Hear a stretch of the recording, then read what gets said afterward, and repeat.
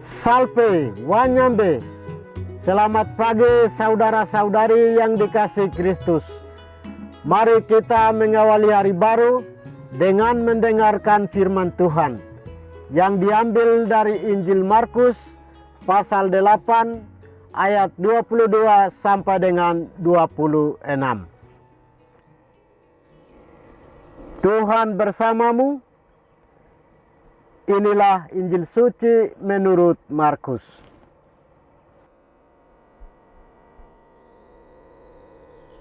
Pada suatu hari, Yesus dan murid-muridnya tiba di Betsaida. Di situ orang membawa kepada Yesus seorang buta, dan mereka memohon supaya ia menjamah dia. Yesus lalu memegang tangan orang buta itu dan membawa dia keluar kampung. Lalu ia meludahi mata si buta itu dan meletakkan tangan di atasnya. Ia bertanya, "Sudahkah kau lihat sesuatu?" Orang itu memandang ke depan, lalu berkata, "Aku melihat orang. Kulihat mereka berjalan-jalan, tetapi tampaknya seperti pohon-pohon yang berjalan." Yesus kemudian meletakkan tangannya lagi pada mata orang itu. Maka orang itu sungguh-sungguh melihat dan telah sembuh, sehingga ia dapat melihat segala sesuatu dengan jelas. Sesudah itu, Yesus menyuruh dia pulang ke rumahnya dan berkata, "Jangan masuk ke kampung." Demikianlah sabda Tuhan. Saudara-saudari yang dikasihi Kristus, tema kita hari ini adalah tidak mampu melihat. Membayangkan menjadi orang buta tidak mudah bagi kita. Fungsi mata sedemikian penting dan sungguh berpengaruh pada kehidupan sehari-hari. Pengalaman menjadi orang buta yang tak melihat apa-apa pastilah sulit dibayangkan oleh orang yang matanya berfungsi baik.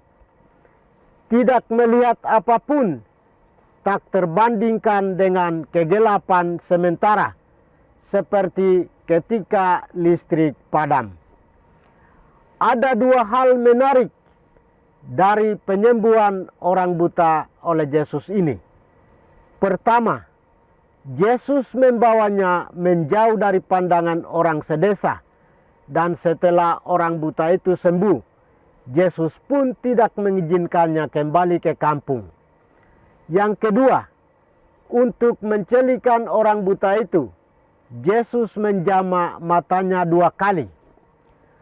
Orang buta yang dibawa kepada Yesus itu melambangkan diri kita. Semua murid yang mempunyai mata namun tidak melihat. Di tahap pertama, kita yang kebanyakan merasa dekat dengan Yesus dan firman-Nya mungkin hanya merasa melihatnya, namun yang kita lihat sebenarnya adalah bayang-bayang semu di tengah kehidupan gelap gulita, seperti yang dialami oleh orang buta itu. Kita belum menyadari siapakah Yesus yang ada di hadapan kita, karena penglihatan hati kita masih tertutup oleh kabut pemikiran-pemikiran menurut pemahaman kita yang bebal. Seperti para murid pada tahap ini, sesungguhnya kita masih belum mengerti siapakah Yesus yang sebenarnya. Saudara-saudari, dari peristiwa ini kita bisa merenungkan kuasa Yesus yang dengan caranya sendiri menyembuhkan orang buta. Kuasa penyembuhan Yesus yang membawa kegembiraan dan kebahagiaan yang mengarahkan kepada karya keselamatan Allah. Kita juga bisa berpaling kepada Yesus untuk menyembuhkan kita dari kebutaan, kebutuhan gereja, dan masyarakat pada umumnya. Kita pun bisa mengarahkan orang buta dan orang-orang di sekitarnya agar percaya kepada Yesus.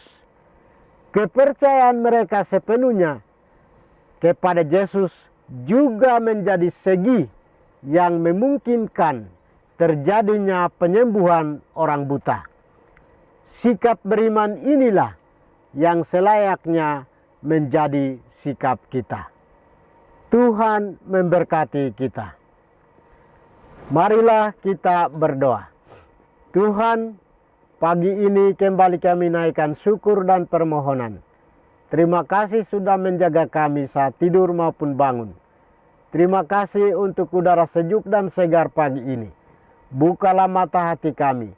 Mampukan kami memandang kemurahan dan karya-Mu, serta memuji dan memuliakan-Mu melalui pekerjaan dan pelayanan kami hari ini.